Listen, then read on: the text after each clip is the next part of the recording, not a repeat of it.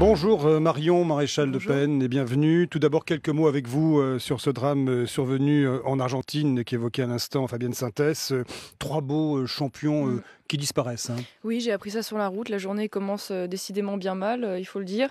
Beaucoup de tristesse parce que c'est vrai que comme tous les Français, j'ai une admiration certaine pour nos sportifs et voilà, si je peux me permettre un hommage à ces gens, à ces héros du sport et à leurs familles, je leur transmets très sincèrement.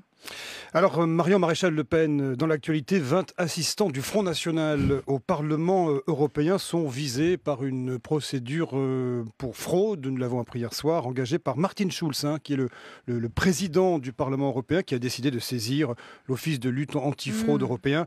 Et on a averti d'ailleurs la garde des Sceaux, Christiane Taubira. De quoi s'agit-il? Ces assistants sont censés travailler pour l'Europe, ils ne le feraient pas. Alors déjà, je constate que toute la presse s'est emparée avec beaucoup de gourmandise de cela. Il faut savoir que l'enquête n'a même pas commencé. Mais bon, c'est pas grave, on connaît le procédé. Oui, envisage en plus, vous avez raison. Mais calomnier, il en restera toujours quelque chose. Écoutez, Monsieur Schulz, qui est un militant politique, parce que lors des européennes, il avait fait un certain nombre de meetings contre le Front National, a appliqué à la lettre les ordres de Monsieur Valls, qui hier expliquait qu'il fallait que les élites se mobilisent contre le Front National. J'attends donc maintenant les directeurs de publication, les banquiers et autres copains élites de Monsieur Valls pour s'acharner contre nous, parce que c'est de l'acharnement politique, évidemment, en pleine période électorale, évidemment. Mais concrètement, ces 20 personnes visées seraient engagées dans les élections départementales. Elles appartiendraient à l'organigramme du Front National. C'est au fond cette double casquette qui leur serait reprochée. C'est le fait, pour une certaine nombre d'entre elles, qu'elles seraient à la fois assistantes parlementaires et conseillers de Marine Le Pen sur des questions très techniques. Je ne vois absolument pas en quoi cela est incompatible, de la même manière que les montants qui sont donnés sont absolument faramineux et grotesques. Il est question de 7,5 millions d'euros en salaire. Mais comme je vous le disais, maintenant on jette la suspicion. C'est le but, comme à chaque fois, comme dans l'affaire de Riwal, où on met 50 chefs d'accusation et on verra bien que cela ne conduira strictement à rien, comme d'habitude, mais c'est pas grave, le mal est fait. On est en période électorale, on revient aux vieilles méthodes, c'est comme ça. Et qu'est-ce que vous comptez faire au Front National pour répondre à cette possible enquête sur Aucun problème, on se prêtera sans souci aux demandes de questions, de témoignages s'il le faut. On a strictement rien à se reprocher, si tant est que l'enquête ait lieu, parce que comme vous l'avez dit, on envisage, mais pour l'instant il n'y a rien de sûr. Monsieur Schulz est dans son rôle. Ce qui serait bien, c'est qu'il s'intéresse un peu plus à un extraordinaire lobby qui a lieu aujourd'hui au Parlement européen, qui brasse des millions d'euros et dont on ne parle jamais. Voilà. Alors le Front National est au cœur de toutes les préoccupations. Marion Maréchal Le Pen, Manuel Valls qui a dit avoir peur pour son pays, peur qu'il se fracasse contre le Front National. Que lui répondez-vous ce matin? Ce que je lui réponds, c'est qu'il n'est décidément pas digne de la fonction qui est la sienne, encore moins d'ailleurs de celle de la plus haute fonction d'État, la présidence de la République à laquelle il envisage de se présenter, tout le monde le sait. Il a un comportement de sous-responsable de section d'Evry, socialiste. Il est dans une espèce de syndrome post-traumatique absolument ridicule, pré-traumatique plutôt, parce que ça n'a même pas encore eu lieu, donc pré-traumatique. Et je dois dire que je suis assez consternée et inquiète, parce qu'il se permet quand même de dire que la stigmatisation est interdite, sauf à l'encontre de Marine Le Pen. Alors je pose la question à Manuel Valls, y aura-t-il demain des mesures d'exception à l'égard du Front National, puisque manifestement, on se permet un comportement avec nous que l'on ne s'autorise pas au nom de la République pour les autres. Alors le chef du gouvernement est aussi chef de la majorité, c'est la tradition de la Ve République, donc c'est normal qu'un Premier ministre, ça c'est toujours vu, Marion Maréchal Le Pen s'engage dans des élections. De la majorité parlementaire. Ouais. De la majorité parlementaire. On est au départemental. Qui paye les déplacements de M. Valls dans le cadre de ces élections? C'est le contribuable français? Ça pose quand même un petit problème, vous l'admettrez. Alors le Premier ministre, toujours dans l'Oise, hier soir en meeting, nous l'avons entendu sur France Info ce matin, a déclaré qu'il fallait sonner l'alerte. La peur, dit-il, il faut la regarder en face. Je ne veux pas d'un avenir Front National.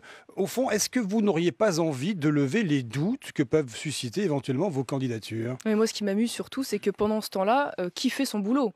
Parce que pendant que M. Valls va crier au loup partout en France aux frais de la princesse, eh bien, personne ne s'occupe des Français. Donc moi, j'aimerais que M. Valls, plutôt que de nous faire part de son angoisse, bien s'occupe de l'angoisse, par exemple, des indépendants hier qui ont défilé dans la rue, leur angoisse face au dysfonctionnement du RSI, leur angoisse face à l'augmentation des cotisations, face au déremboursement des médicaments. Ça, ce serait quelque chose de beaucoup plus noble sur lequel s'attarder, comme l'angoisse des agriculteurs au Salon de l'agriculture, dont il s'est bien peu soucié puisqu'il n'a, lors de ce salon, traité que la question de la lutte contre le Front National.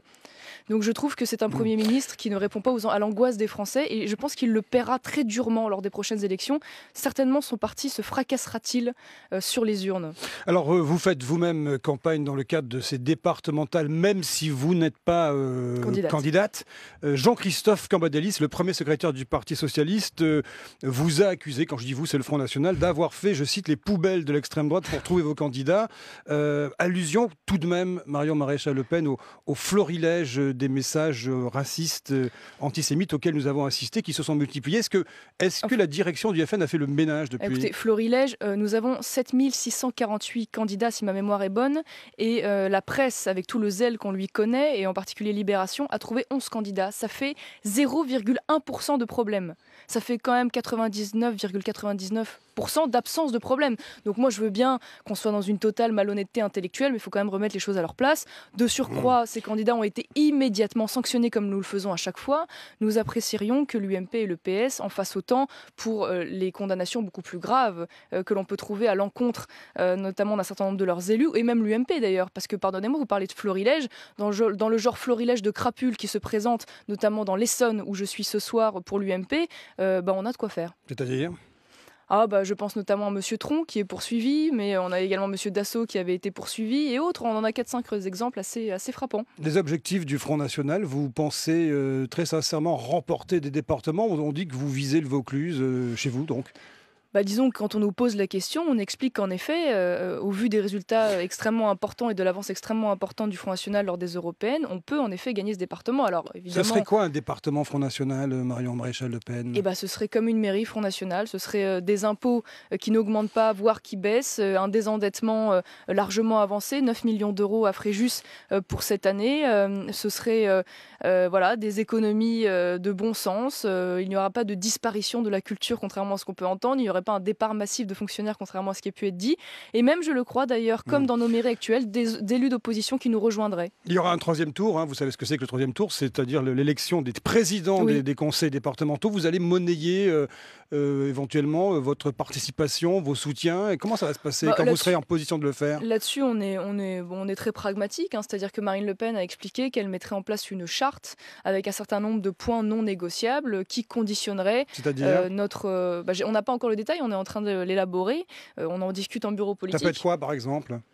Par exemple, un engagement sur le fait de ne pas augmenter les impôts, par exemple. Le refus du communautarisme, on est en train d'en discuter, mais qui pourrait conditionner potentiellement le fait que nous apportions nos voix aux candidats qui ne sont pas issus de notre parti politique. L'UMP apparemment n'a pas envie de discuter avec vous. Oui, je m'en doute, mais ils pourront difficilement faire l'inverse dans un certain nombre de cas, parce qu'il est vrai que ce mode de scrutin va favoriser les majorités relatives, et dans un certain nombre de départements, le Front National va être décisif.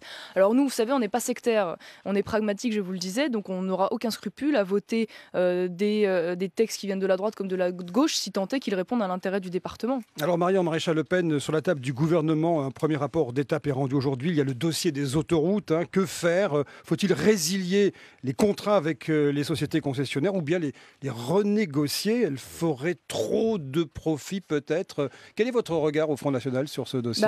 Manifestement, en effet, c'est un contrat qui a été très mal négocié, puisqu'en effet, aujourd'hui, les autoroutes quand même cher, bien qu'elle soit bien entretenue, il faut quand même l'admettre. Mais en effet, il y a des bénéfices extrêmement importants qui sont faits sur le dos des automobilistes. Il y a indéniablement une remise à plat à faire. Alors de là à résilier intégralement le contrat, peut-être pas, mais en tout cas, revoir les conditions, ça c'est une certitude. C'est une fois de plus la démonstration que la privatisation, lorsqu'elle est mal faite, n'est pas forcément la bonne réponse. Parce que quoi qu'on en dise, le service public, lorsqu'il est bien mené, est au moins la garantie que la rentabilité, le bénéfice n'est pas le seul leitmotiv, si vous voulez, des politiques politique menée. Vous pensez que ces élections départementales seront un électrochoc dans la vie politique nationale? Après tout, il y aura 60% d'abstention possible pour ce scrutin qui n'intéresse pas vraiment les Français. Alors moi, j'invite à lutter contre l'abstention, bien au contraire, parce que la démonstration, l'expérience des campagnes prouve que plus la participation est forte, plus le Front National est fort. Donc que les Français surtout aillent voter, ce sera, je pense, oui, un électrochoc sur les résultats d'une part, mais ce sera aussi un électrochoc, comme je vous le disais, dans la gestion des départements. Vous en avez fait un enjeu pour le Front National, c'est ça, un enjeu d'étape? On en fait un enjeu d'étape, mais on en fait aussi la poursuite de notre stratégie d'ancrage local dans l'objectif d'avoir des cadres qui sont reconnus, connus sur leur terrain et qui demain font la différence des quelques pourcentages qui nous manquent trop souvent. Merci Marion Maréchal Merci à Le vous. Pen.